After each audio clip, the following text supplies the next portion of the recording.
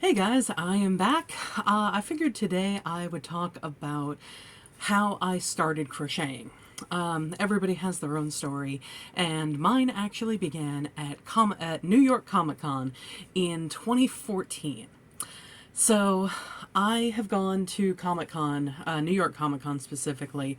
I went in 2010 because an ex had never been to a comic convention, despite being into all the different superhero movies and stuff like that. He was actually the reason that I saw Dark Knight in the first place, and the second Iron Man movie. Anyway, though, so he and I went to New York Comic Con together in 2010. And that was where I met James Marsters for the first time, the guy who played Spike in the Buffy the Vampire Slayer TV show from the late 90s, very early 2000s. And that was freaking amazing. It was so great to be able to meet him. So, 2011, I completely forgot about NYCC. 2012, my dad comes up to me around the end of June, beginning of July, something like that, and he says to me, "Hey, did you know that Sean Astin is going to be at Comic-Con this year?"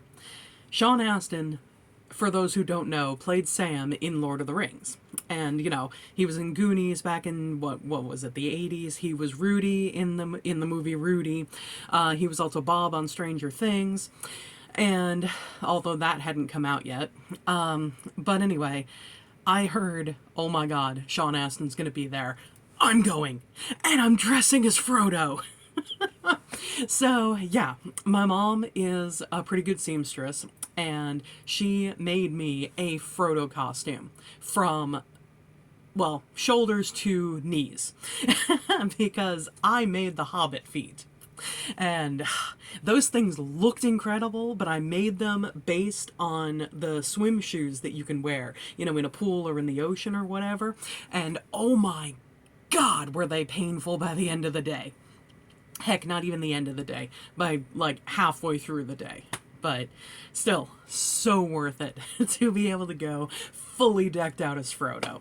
And the best part was when I went up to Sean Astin to get his autograph, I was wearing the replica ring. I had the sword with, the Sting sword with me, full Hobbit outfit, the backpack, the cape, all that stuff. And he looks at me, points at the one ring around my neck, and goes, "Hey, we destroyed that already." So yeah, having an awesome story like that is always good.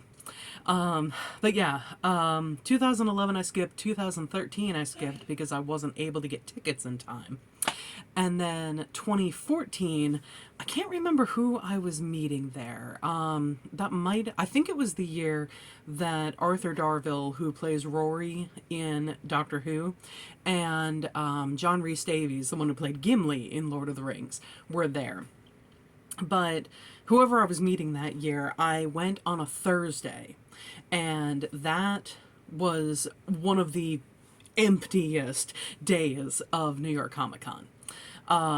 Saturday is just completely packed. I will not, I refuse to go to cons on Saturdays anymore, just because of a bad experience at one several years ago. Friday is my most common day because it's crowded, but it's still reasonable. You can still move around there. But anyway, so that Thursday, I decided, okay, you know what? I've met the actors that I want to meet.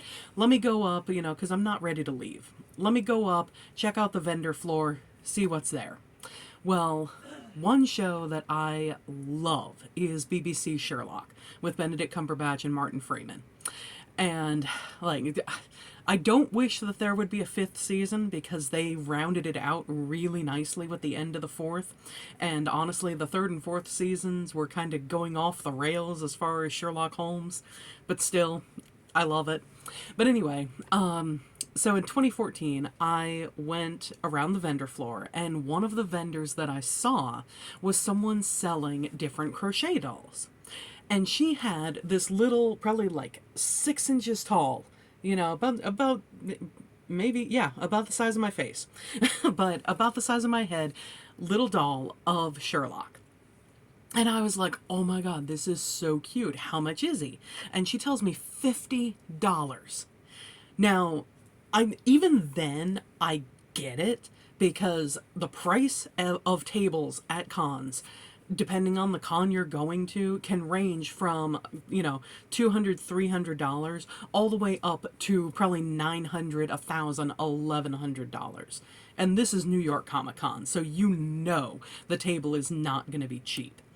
So, with the cost of the table, with the cost of materials to make these different homemade things, with with the time that it takes to make these things, I understand charging that much. But I'm sitting there and I'm going, you know what? I'm creative. I've done embroidery. I've done plastic canvas and yarn stuff. I've done, whatever other crafty things are out there. If I actually learned how to do this, I could make that same doll for like $8. Because it would be the price of, 2 or 3 colors of yarn and then the stuffing.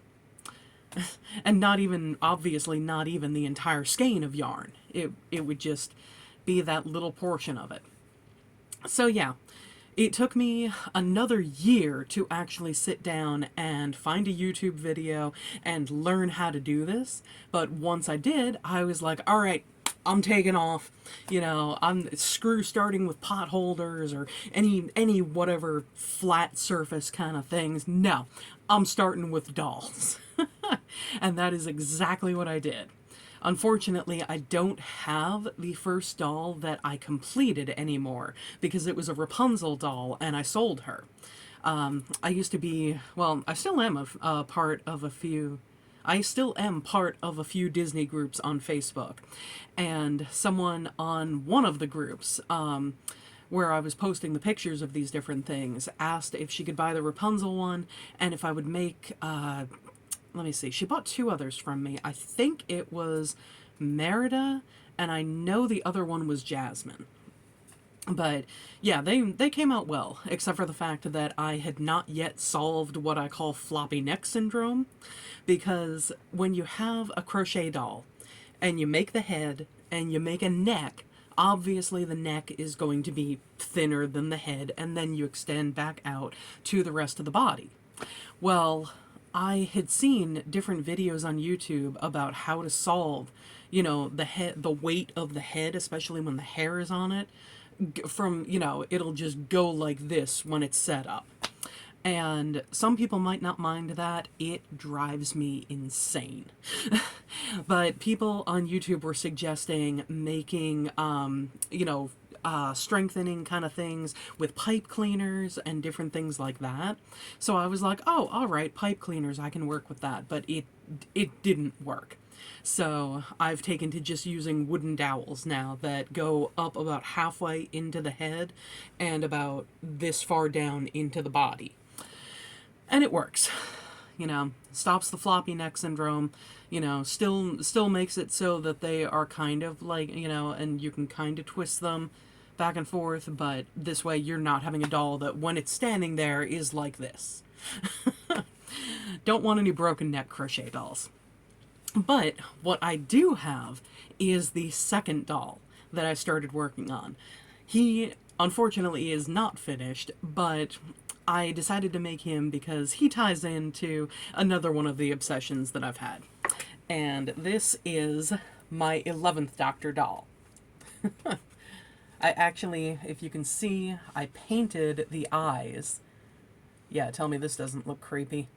But yeah, I painted the eyes. It's green felt, and then it's painted in with, black for the pupil, obviously, and then like brown around the, just like the kind of lines around the pupil.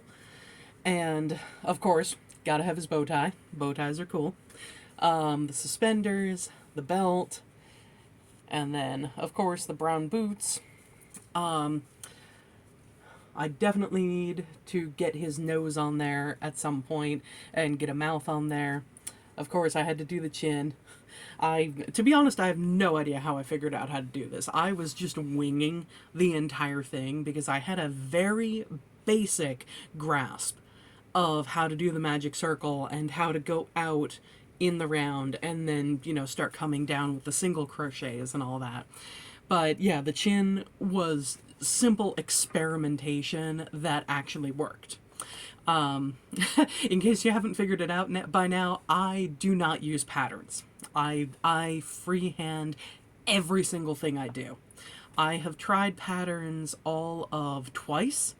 One of them was because I used to work at Joann Fabrics, about half an hour away from me. And there was a magazine that we had that had the yarn and a pattern in the magazine to make this cute little unicorn. And I was so enamored by it. And I decided, you know what? I'm actually going to buy this magazine. I am going to try to make this unicorn. I want to get it done. Yeah, I made the head and that's about it. It's another one of those where I sit there going, yeah, you know what? I will go back to it one day. I made the gloves. One glove. I made one glove. I made the fingers for the second one. But I finally went and got, you know what? It's right here. But yeah, here is the one glove that I made. I still need to get the stringies off the fingers. But anyway, yeah. So I made the one glove, and I finally went back to the store and got another skein of yarn so that I can make the second glove.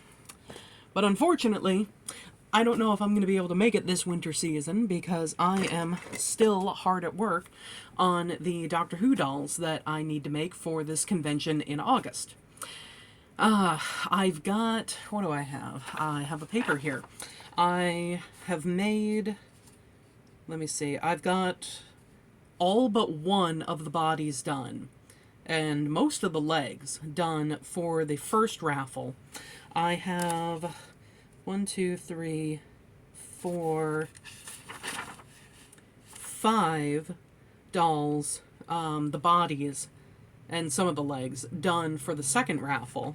I still need to make 1, 2, 3, 4, 5 of the dolls for the second raffle. So I'm going to get those bodies and legs done pretty soon. I am hoping that by the end of February, both raffles will be done, and then I can just take March, April, and maybe part of May to finish all the individual dolls that I'm going to have at the table and fix up whatever displays I'm going to have at the table, because I believe I said in a previous video, I really need to be conscious of space because the tables are a finite size and I want to work in layers at this table. You know, having everything just laid out there is not going to work, especially since one raffle is 14 dolls, the other is 9, 10, something like that. So, I mean, that's over 20 dolls right there, and I'm not going to be able to lay those raffles out and then have enough room for all the individual things that I want to sell. It's just not going to happen. So I'm going to need to make doll stands, and I'm going to need to make little platforms for both of them, and that way they'll be able to sit up there. But anyway, you know, enjoy 11. I will come back at some point. I actually did buy material so that I could make him a blazer, and I got this really nice blue swirly kind of material for the interior, the lining of his jacket. And oh, cute little thing I did with the suspenders in the back, bringing them back and then attaching them into one.